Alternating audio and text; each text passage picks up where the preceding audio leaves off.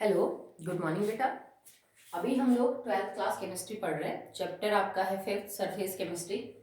Topic फिलहाल continue कर रहे हैं एंजाइम्स कैरेक्टरिस्टिक। तो अभी हमने एंजाइम डिस्कस कर ली, क्या होते हैं, कुछ इंपॉर्टेंट जो आपकी केमिकल रिएक्शंस है उनके लिए कौन कौन से एंजाइम हम यूज करते हैं वो सब हम पढ़ चुके हैं। अब जैसे हमने कैटलिस्ट को पढ़ा था तो कैटलिस्ट की कैरेक्टरिस्टिक पढ़ी थी, अब हम एंजाइम की जो है वो कैरेक्टरिस्टिक पढ़ेंगे। तो वैसे ही है जैसे हमने कैटलिस्ट के केस में पढ़ी थी। ठीक है, first is specificity. They are highly specific in their nature. इसका क्या मतलब है कि एक एंजाइम एक रिएक्शन को जो है वो कैटेलाइज करेगा, ठीक है, उसको फास्ट करेगा, उस जैसी ही दिखने वाली दूसरी रिएक्शन को वो जो है यूं समझ लीजिए आपकी चैनलाइज नहीं करेगा, उसकी स्पीड को वो नहीं बढ़ाएगा।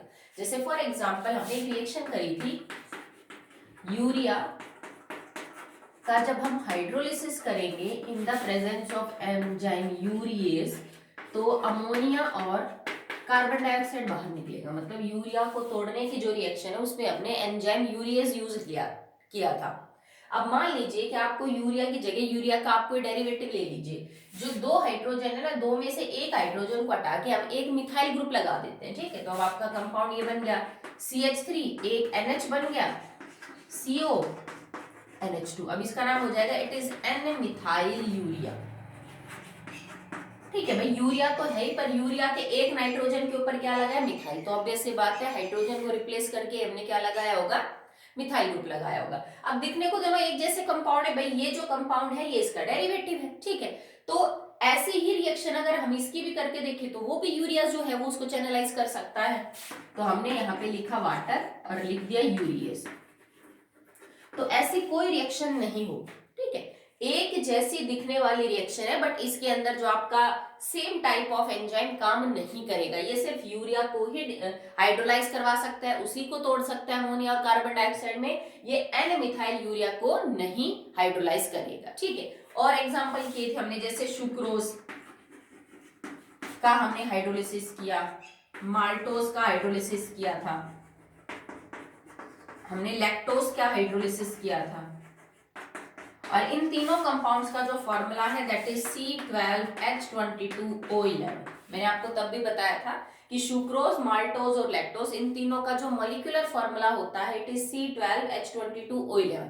ठीक है, तो आप लिख सकते हो C12H22O11 प्लस H2, उसके नीचे सुक्रोज लिख दिया, तो दिखने को तो सारे रिएक्शन एक जैसी हो जाएंगे। ठीक है, पर इसका हाइड्रोलिसिस करने के लिए आपको एंजाइम चाहिए सुक्रेज, इसके लिए आपको एंजाइम चाहिए माल्टेज, और इसके लिए आपको एंजाइम चाहिए लैक्टेज।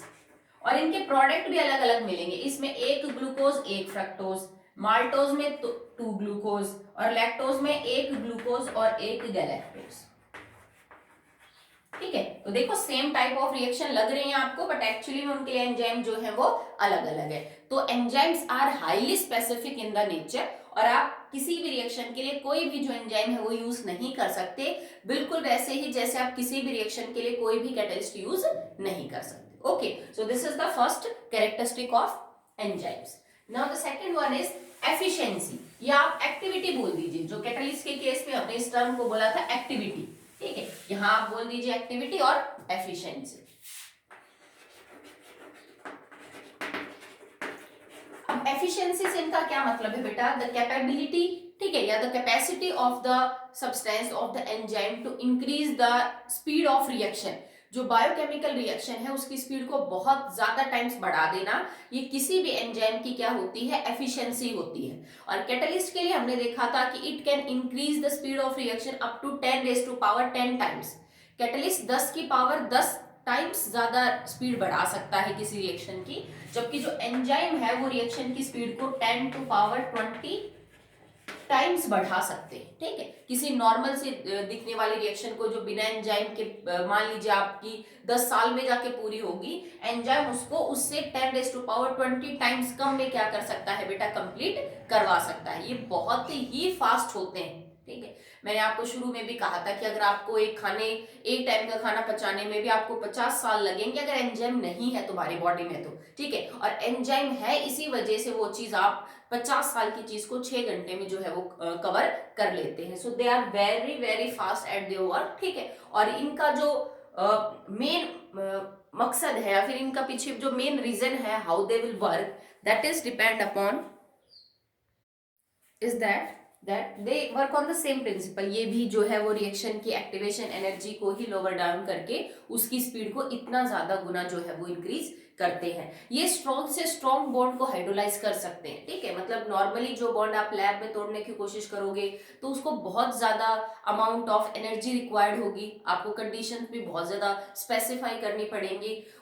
उतने ही स्ट्रॉन्ग बॉन्ड्स को जो एक जो एंजाइम है वो बहुत आसानी से तोड़ लेता है। जैसे मान लीजिए कार्बोहाइड्रेट्स के बीच में जो बॉन्ड होते हैं, कार्बोहाइड्रेट मॉलिक्यूल्स के बीच में जो बॉन्ड होते हैं उनको हम बोलते हैं glycosidic bond,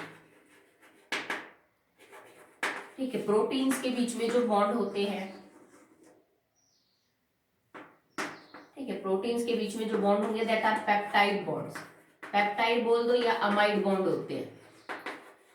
this is the bond C double bond O N H valency खाली, ये वाला जो बॉन्ड है इसको हम पेप्टाइड बॉन्ड या फिर अमाइड बॉन्ड बोलते हैं। जैसे कार्बोहाइड्रेट्स में ग्लाइकोसिडिक बॉन्ड होते हैं, so they are very strong bond. अगर आप इसको नॉर्मली लैब में तोड़ने की कोशिश करोगे तो आपको बहुत एनर्जी खर्च करनी पड़ेगी, पर एक एंजाइम जो है वो प्रोटीन के बीच के बॉन्ड को बड़ी आसानी से तोड़ देता है। कल हम बात कर रहे थे अबाउट पेप्सिन, ट्रिप्सिन, जो प्रोटीन्स को पेप्टाइड्स में, फिर पेप्टाइड्स को अल्फा अमीनो एसिड में तोड़ देते हैं। तो मतलब बीच के बॉन्ड टूटेंगे तभी तो एक बड़ा प्रोटीन छोटों में और छोटा वाला जो प्रोटीन है वो अल्फा अमीनो एसिड में टूटेगा।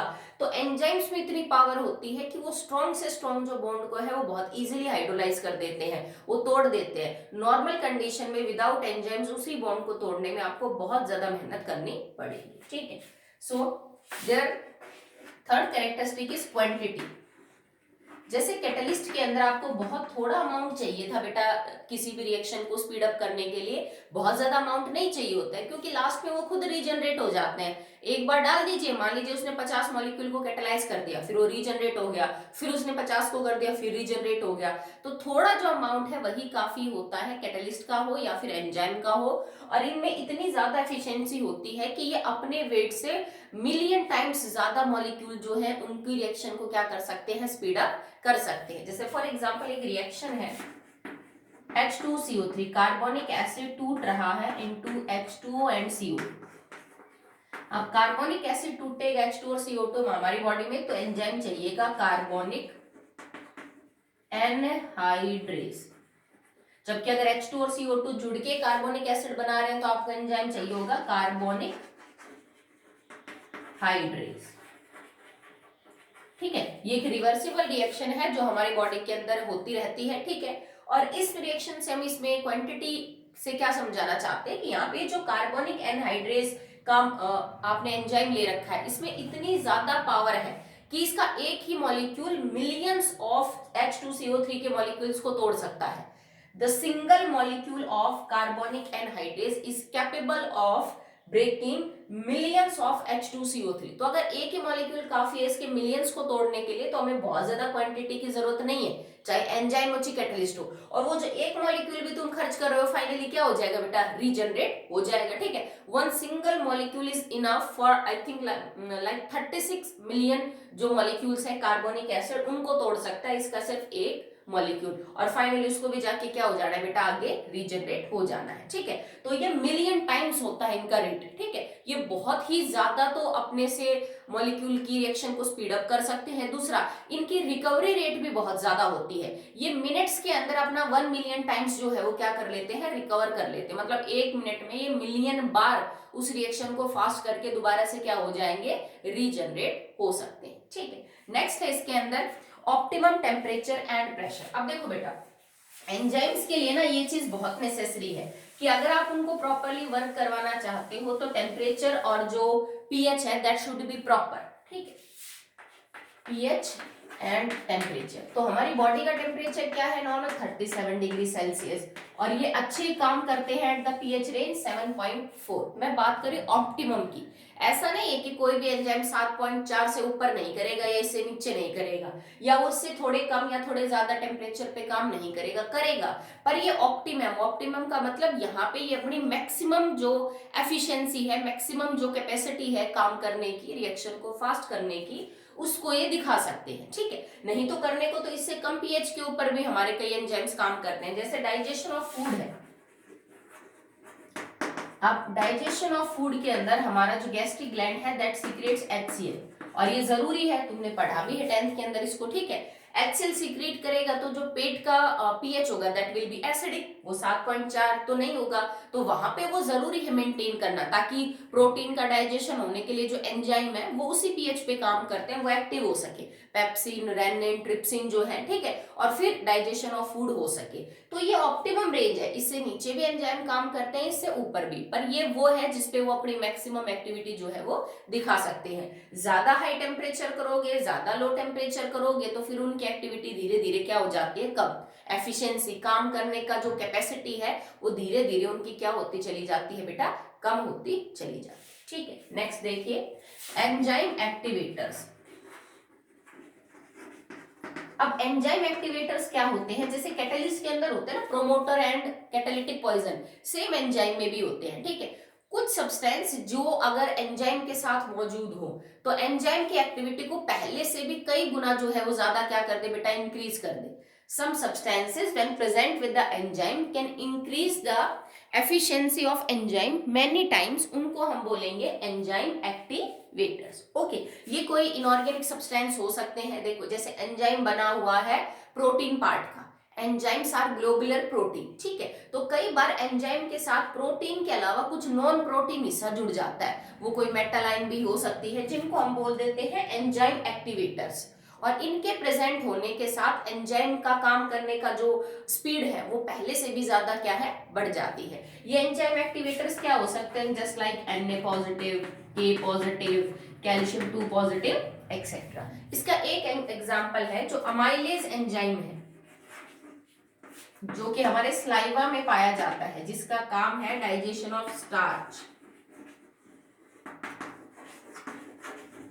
जो भी आप स्टार्ची फूड खाते हो उसका डाइजेशन हमारे बक्कल कैविटी, माउथ से ही स्टार्ट हो जाता है। जो लार है स्लाइवा, उसके अंदर ये अमाइलेज एंजाइम पाया जाता है। तो अमाइलेज एंजाइम वैसे तो काम करेगा ही, स्टार्च का डिकम्पोजिशन करेगा, बट अगर आप अमाइलेज एंजाइम को NaCl के कांटेक्ट में रखें, मतलब उसको Na पॉजिटिव मिल जाए, तो Na पॉजिटिव आयन की प्रेजेंस में अमाइलेज का जो काम है वो और भी ज्यादा अच्छा हो जाता है। तो for amylase enzyme Na positive is acting as enzyme activator, वो उसमें एंजाइम एक्टिवेटर का जो काम है वो करता है। किसी और एंजाइम के लिए कोई दूसरा सब्सटेंस भी हो सकता है, तो जैसे कैटलिस्ट की एक्टिविटी को प्रमोट करने के लिए कैटालिटिक प्रोमोटर्स है, एंजाइम की एक्टिविटी को बूस्ट अप करने के लिए हमारे पास एंजाइम एक्टिवेटर्स होते हैं, ओके।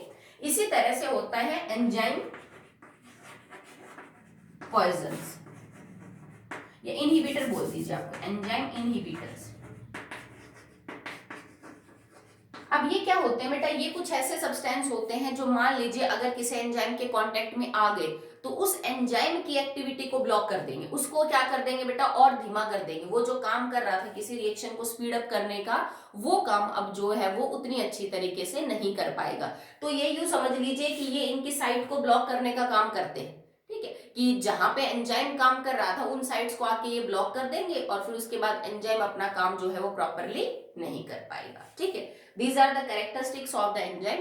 अब हम अगला टॉपिक कर रहे हैं, that is mechanism of the enzyme catalysis, कि जब तुमने कैटालिसिस का मैकेनिज्म पढ़ा, होमोजीनियस कैसा कर रहे थे, हेट्रोजीनियस, अब अगर एंजाइम भी ऐसा ही काम कर रहे हैं जैसे कैटालिस्ट करते हैं, तो एंजाइम किस प्रिंसिपल के ऊपर काम कर रहे हैं, वो उन एक्चुअली मैकेनिज्म क्या फॉलो करते हैं जिस वजह से वो अपना काम कर रहे हैं। एक रिएक्शन के लिए एक एंजाइम है, उस जैसी रिएक्शन के लिए दूसरा भी नहीं।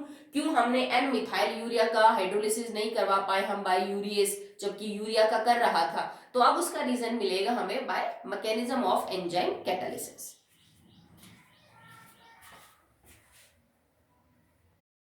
सो द एंजाइम कैटालिसिस मैकेनिज्म, तो इस मैकेनिज्म को बेटा हम बोलते हैं लॉक एंड की मैकेनिज्म, या इसको लॉक एंड की हाइपोथेसिस भी बोल देते हैं कि एंजाइम कैसे काम करते हैं। होता क्या है बेटा कि एंजाइम एक पर्टिकुलर शेप का होगा, कोई जैसे अलग अलग एंजाइम अलग अलग शेप के होते हैं, और एंजाइम्स के ऊपर एक्टिव साइट्स पाई जाती हैं। Enzymes have active sites.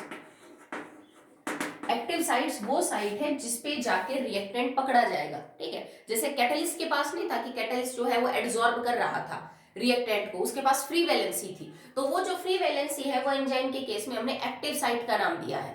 Active site वो जगह होती है जिसके ऊपर रिएक्टेंट आके जुड़ता है एंजाइम से, सिंपल सी बात है, ठीक है। और एंजाइम की शेप अलग अलग होती है, तो एक्टिव साइट्स की जो शेप होती है वो भी सारी क्या होती है, अलग अलग होती है। और केमिकली एक्टिव साइट और कुछ नहीं, कुछ फंक्शनल ग्रुप्स होते हैं जिनमें रिएक्टेंट को अपनी तरफ खींचने की टेंडेंसी होती है। हो सकता है ये फंक्शनल ग्रुप आपका NH हो सकता है ये फंक्शनल ग्रुप आपका COH हो सकता है ये फंक्शनल ग्रुप आपका OH हो सकता है ये फंक्शनल ग्रुप आपका SHO या कोई और फंक्शनल ग्रुप मौजूद हो, ठीक है। क्योंकि एंजाइम्स बेटा एक्चुअली में प्रोटीन है, और प्रोटीन जो है वो अल्फा अमीनो एसिड के बने होते हैं, और अल्फा अमीनो एसिड में दो ग्रुप पाए जाते हैं, ठीक है, यूजुअली अमीन ग्रुप और COH कार्बोक्सिलिक एसिड ग्रुप, पर इनके अलावा बाकी ग्रुप्स भी इनके अंदर हो सकते हैं। तो जो आपके एंजाइम्स है उनमें ये फंक्शनल ग्रुप मौजूद है, ठीक है, और ये उसके स्ट्रक्चर के ऊपर प्रेजेंट है। अब ये जो कंपाउंड है, ये जो फंक्शनल ग्रुप है, ये रिएक्टेंट को अपनी तरफ अट्रैक्ट करते हैं और वो उसके साथ बॉन्ड बनाने की कोशिश करते हैं। अगर हाइड्रोजन बॉन्ड पॉसिबल है तो हाइड्रोजन बॉन्ड बना लेंगे, वंडरवाल फोर्स से जुड़ सकते हैं तो वंडरवाल फोर्स से जुड़ जाएंगे, आयन डाइपोल इंटरेक्शन कुछ कर सकते हैं तो उनसे जुड़ने की कोशिश करेंगे, ठीक है। जैसे मान लो मेरे पास एक एंजाइम है और उस एंजाइम की शेप कुछ इस तरह से है। दिस इज एन एंजाइम जिसको मैं E से रिप्रेजेंट कर रही हूँ, और इन रिएक्शंस में मैं रिएक्टेंट को सबस्ट्रेट बोलूंगी, ठीक है। यहाँ पे रिएक्टेंट को हम सबस्ट्रेट बोलेंगे। यहाँ एक सबस्ट्रेट आया,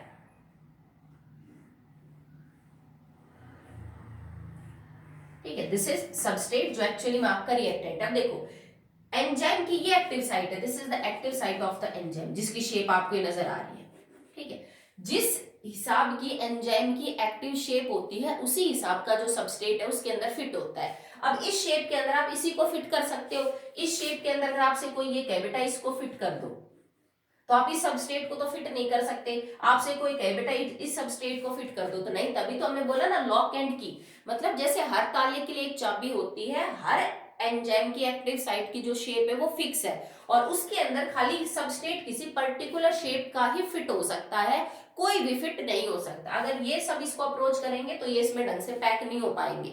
अगर एंजाइम और रिएक्टेंट पास ही नहीं आएंगे तो वो रिएक्शन को आगे जो स्पीड अप है वो नहीं करेगा, कुछ भी नहीं होगा उनके बीच में, ठीक है। तो मान लीजिए ये एंजाइम था, ये उसके एक्टिव साइट की शेप थी, सबस्ट्रेट आया, वो क्या करेगा, इसको एग्जैक्टली फिट कर देगा, ठीक है। और आपके पास बनेगा क्या,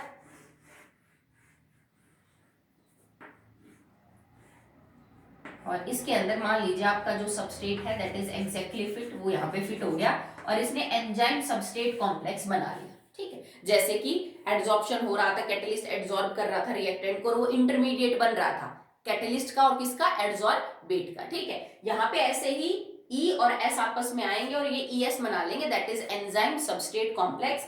ये जो रिएक्शन है ये बेटा रिवर्सिबल होती है and this reaction is fast, ये रिएक्शन बहुत ही फास्ट है and this reaction is reversible. अगले स्टेप में क्या होगा, ये जो ES है, क्योंकि अब देखो इनके बीच में दोनों पास आ गए, इनके बीच में जो है वो बॉन्ड बन गया। अब एंजाइम ने जो है वो जो सबस्ट्रेट है, जो रिएक्टेंट है, उसके साथ कोई रिएक्शन करी, ठीक है, लोअर एक्टिवेशन एनर्जी के साथ उस रिएक्शन को लेके गया और इन्होंने मिलकर प्रोडक्ट बना लिया, ठीक है। सेम बिल्कुल वैसे ही है जैसे हेटेरोजेनस कैटालिसिस की थ्योरी थी। अब इन्होंने जो प्रोडक्ट बना लिया, इसमें कंडीशन इसमें भी बेटा वही है कि प्रोडक्ट की जो एफिनिटी है ना इस एंजाइम के टुवर्ड्स वो कम है। भाई इस एंजाइम में कैपेसिटी थी कि ये जो सबस्ट्रेट है, जो रिएक्टेंट है, उसको अपनी तरफ होल्ड कर सकता है, पर ये जो बना हुआ प्रोडक्ट है ना ये इसको अच्छे से पकड़ के नहीं रख सकता। तो जब ES धीरे धीरे कन्वर्ट होगा EP के अंदर, प्रोडक्ट के अंदर, और बट प्रोडक्ट बनने के बाद तो इसकी कैपेसिटी है ही नहीं इसको होल्ड करके रखने की, तो क्या होगा, EP टूट जाएगा into E and P, enzyme हमारा रीजनरेट हो गया और आपका प्रोडक्ट जो है वो बन गया। ये वाली जो रिएक्शन है जिसमें ES EP में कन्वर्ट होता है और फाइनली EP E और P में कन्वर्ट हो जाता है, this reaction is slow and this slow step is the rate determining step of the reaction. ये जो स्टेप है यही डिसाइड करेगा कि फाइनली आपकी जो रिएक्शन है वो कितनी जल्दी या कितनी देर से कंप्लीट हो रही है। तो इस मैकेनिज्म को हम लॉक एंड की हाइपोथेसिस या फिर लॉक एंड की मैकेनिज्म इसलिए बोलते हैं क्योंकि हर एंजाइम की जो एक्टिव साइट है उसकी शेप फिक्स है और उसके अंदर वही सबस्ट्रेट फिट हो सकता है जो उस शेप को मैच करता है, बाकी कोई भी दूसरा आप ले आओ वो मैच नहीं करेगा। अब जैसे मान लो यूरियस की शेप जो है वो ये थी, एक्टिव साइट की शेप ये थी, तो इसके अंदर जब तुम सबस्ट्रेट लाओगे यूरिया तो उसी की शेप इससे मैच करेगी, एन मिथाइल यूरिया की शेप इससे मैच नहीं करेगी। तो वो उसको कैटेलाइज नहीं करेगा। अब तुम्हारे पास मान लीजिए सुक्रोज है, सुक्रोज की तुम शेप लेके आए, ठीक है, उसमें रिएक्टेंट की, सुक्रेज की शेप के ही साथ वो मैच करता है, वो माल्टोज और लैक्टोज की शेप के साथ मैच ही नहीं करता, तो वो रिएक्शन को फास्ट नहीं कर सकता, ठीक है। तो this is all about the enzyme, यहां तक एंजाइम कंप्लीट होते हैं। अब कैटलिस्ट टॉपिक के अंदर एक लास्ट टॉपिक बचता है कि जो इंडस्ट्रीज है बड़ी बड़ी, जो बड़े बड़े पैमाने पे कुछ केमिकल्स बनाती है, इंपॉर्टेंट कंपाउंड्स बनाती है, उनके अंदर कौन कौन से एलिमेंट है, कौन कौन से कंपाउंड है जो एज ए कैटलिस्ट यूज होते हैं। तो ये चीज मैं आपको जब कैटलिस्ट पढ़ा रही थी तो मैंने आपको ऑलरेडी बता दिया था, तो अब आप इसको लिख लेना और याद कर लेना। जैसे हैबर्स प्रोसेस क्या है, मैन्युफैक्चरिंग ऑफ अमोनिया, उसमें हम आयरन और मोलिब्डेनम यूज कर रहे हैं, ठीक है। जस्ट कॉन्टैक्ट प्रोसेस क्या है, H2SO4 की मैन्युफैक्चरिंग, उसमें हम V2O5 को यूज कर रहे हैं। ओस्टवाल्ड प्रोसेस क्या है, नाइट्रिक एसिड की मैन्युफैक्चरिंग है। वेजिटेबल ऑयल को वेजिटेबल घी में कन्वर्ट करना, ठीक है। तो ये कुछ इंडस्ट्रियल प्रोसेसेस दे रखे हैं जिनमें हम बड़े बड़े स्केल पे कुछ इंपॉर्टेंट केमिकल्स को बनाते हैं और उनके लिए जो इंपॉर्टेंट कैटलिस्ट यूज हो रहे हैं उनको लिखा हुआ है, ठीक है। तो आप उन रिएक्शंस के लिए उस प्रोसेस का नाम याद करेंगे कि इस रिएक्शन में ये बन रहा है। जैसे डेक्कन्स प्रोसेस है for the manufacturing of chlorine gas HCl+O2, तो आप ये याद करेंगे डेक्कन प्रोसेस क्लोरीन गैस की मैन्युफैक्चरिंग का प्रोसेस है और ये रिएक्शन यूं हो रही है इस प्रोसेस की, और इसमें ये कैटलिस्ट के तौर पे यूज हो रहा है। तो ये आप फिर कॉपी में कर लेना और इसको याद कर लेना, क्योंकि ऑलरेडी बता मैं पहले चुकी हूं जब हम कैटलिस्ट के एग्जांपल पढ़ रहे थे, ठीक है। तो चलिए नेक्स्ट वीडियो में स्टार्ट करते हैं अगला topic, that is colloidal state of matter.